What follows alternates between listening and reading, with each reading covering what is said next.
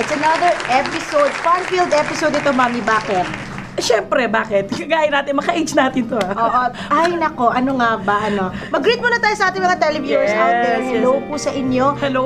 Mommies, nandito na naman po kami ni Mommy Tess na maghahatid sa inyo ng isang, exciting na episode. Okay, nasabi na ni Sheila, bakit exciting mga ka-age? Hindi, kasi mga mommies tayo, natural. Sino pa bang nagpapalait o nagpapadagdag ng kulay sa buhay natin mga mommies? Eh di ang mga kids. Yes. All about kids episode. Correct ka dyan. Ano nga bang mga iniisip ng ating mga chikiting? At kung mapapansin natin, napakarami nilang opinion sa mga bagay-bagay, di ba?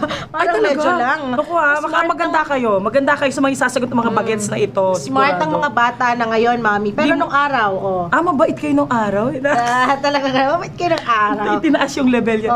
Hindi ba na-challenge ako sa paghawak sa mga bata ngayon. Kung i-compare mo 10, 15 years ago, sobrang babait ng mga bata ngayon. Pero ito, talagang iba dating nila, sobra. Bakit? Maraming mga rason, may mga factors siya. Okay, naku. Parang kung gumalawin mo, parang seconds lang eh. Iba, kala mo adult kung nagsalita na, kaya naman at ang mga ideas bright ideas. Correct. Ang mga sagot, naku, super din. Correct, Mami. Ganon din ba kami nung kasi as you all know po, si Mami ang aking advisor nung kinder 2 ako, di ba? Bata pa ako noon, that's 5 years ago. So, anong comparison mo, mas mababait yung mga noon kasi sa ngayon? Yung may mga sagot doon hindi mo ina-expect. Iba talaga. Correct. Diba? Malalaman natin mamaya. I-compare mo yung mga sagot ng mga bata ngayon from the past na kagaya nyo, iba.